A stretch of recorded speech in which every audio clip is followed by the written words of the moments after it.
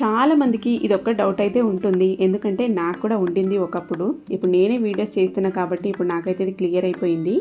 హోటల్లో కానీ cooking videos చూసినప్పుడు కానీ దోశలు మంచి కలర్తో వస్తాయి. కానీ మనం చేస్తే ఎందుకు అలా కలర్ రాదు అనుకుంటూ ఉంటారు.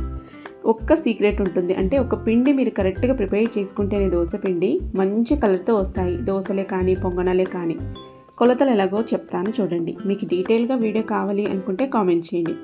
5 గ్లాసుల రేషన్ బియ్యము, పావు కప్పు సగ్గు బియ్యం అయితే ఒక మిక్సింగ్ బౌల్లో నానబెట్టుకోవాలి. సపరేట్గా 2 కప్పుల మినపగుళ్ళు, మీరు పప్పు వేసుకుంటే 3 కప్పులు తీసుకోవచ్చు. మినపగుళ్ళు వేసుకున్నా నేను ఇక్కడ 2 కప్పులు తీసుకున్నాను. అలాగే పావు కప్పు పచ్చిశనగపప్పు, 1 టీ స్పూన్ మెంతులు ఇంకొక గిన్నెలో నానబెట్టుకోవాలి. రెండింటిని బాగా 5-6 గంటల పాటు నానబెట్టుకొని పిండి రుబ్బుకొని, ఇంకా ఇందులో ఏమీ అవసరం లేదు. అటుకులు కానీ మరమరాలు కానీ అన్నం కానీ ఇది ఏమీ అవసరం లేదు. చూడండి ఇంత బాగా చక్కగా మనకి మంచి కలర్తో కుదురుతాయి. అలాగే మనకు పిండి దోశలు వేసుకునే టైంలో పంచదార కూడా అవసరం లేదు. కావాలంటే కామెంట్